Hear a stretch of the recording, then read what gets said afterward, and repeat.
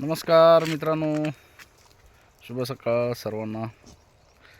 तर विषय कसा आहे मित्रांनो, आपण जर लोकांच्या मनासारखं वागलं तर आपल्याला त्रास होतो, आणि आपण जर आपल्या मनासारखं वागलो तर लोकांना त्रास होतो.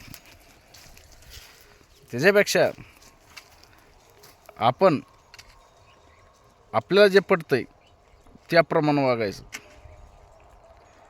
कसं केलं तरी लोकांना त्रास होणारच आहे. त्याच्यामुळं स्वतःचं जीवन स्वतः आनंदाने जगायचं. नो टेन्शन, मस्त आबाद जगायचं.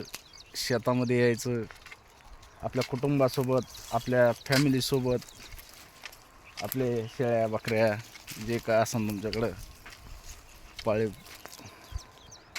जनावरं, त्यांच्यासोबत आनंदात जगायचं. कारण कसं आहे माहिती आहे का, लोकांच्या मनासारखं किती जरी वागा तुम्ही, त्यांचा किती समजा किती पण त्यांच्या मनासारखं वागा, एक जर चूक तुमच्याकडून झाली ना की विषय संपला. एक चूक झाली की विषय संपला. कारण की हे कलियुग आहे. इथं लोक तुमचा फायदा घेत आहेत. ज्यावेळेस तुमचा वेळ येईल त्यावेळेस लोक तुम्हाला इग्नोर करणार, तुमच्याकडे लक्ष देणार नाही. माझ्या म्हणण्याचं तात्पर्य एकच आहे, फक्त आणि फक्त आपला विचार करून या कलियुगामध्ये जगता येतं. पण जर दुसऱ्याचा विचार जर केला तर 100% तुम्हाला सांगतो आपल्याला तर त्रास होणार, पण आपण 100% नुकसानामध्ये येणार. कारण की लोक ज्यावेळेस आपल्यावर वेळ येते त्यावेळेस लोक आपल्याकडं अजिबात लक्ष देत नाही, किंवा आपल्याला अजिबात सहकार्य करत नाही. भले तुमचे मित्र असो, तुमचे नातेवाईक असो, तुमचे भावकी असो, कोणी असो.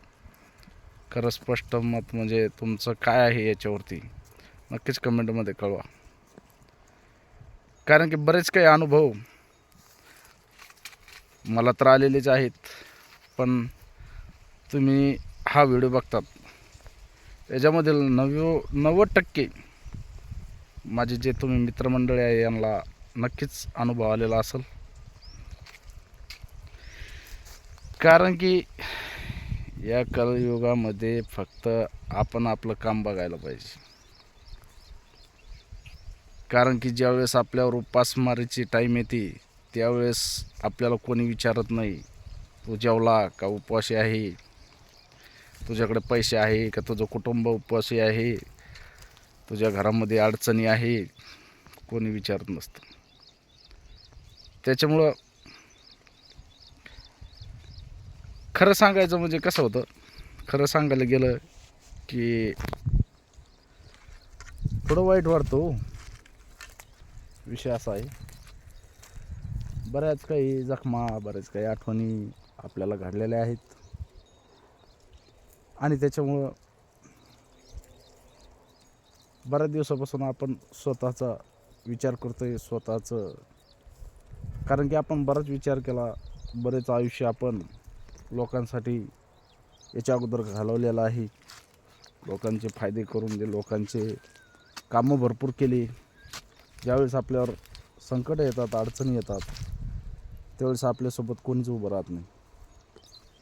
हा मी माझा अनुभव सांगतो, दुसऱ्याचा नाही सांगत.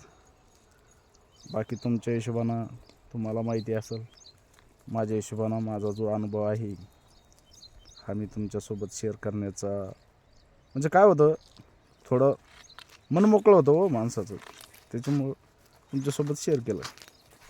बाकी आपलं आयुष्य यांच्यासोबत आनंदात चालू आहे. शेळ्या सोडायच्या, आता रानं मोकळे व्हायला, हरभऱ्याचे सारायचे, निवांत यांच्यासोबत आनंद होतो दिवसभर. यांच्यासोबत म्हणजे जीवन कसं आहे,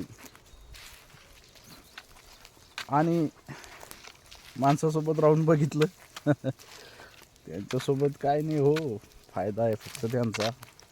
आणि मुक्या प्राण्यासोबत राहिल्यावर थोडं आपल्याला पण आनंद वाटतो. 4 दिवस कसे आणि खरं सांगायचं म्हणजे आपल्या कुटुंबाच्या पेक्षा सल्लेगार दुसरं कोणीच नाही आपल्याला, खरं सांगायचं.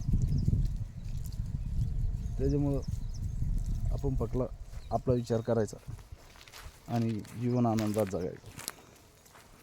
बाकी आपला आपला प्रश्न राहिला, कोणी कोणाचा मालक नसतं. अशा हिशोबानं आपलं चालू आहे मित्रांनो.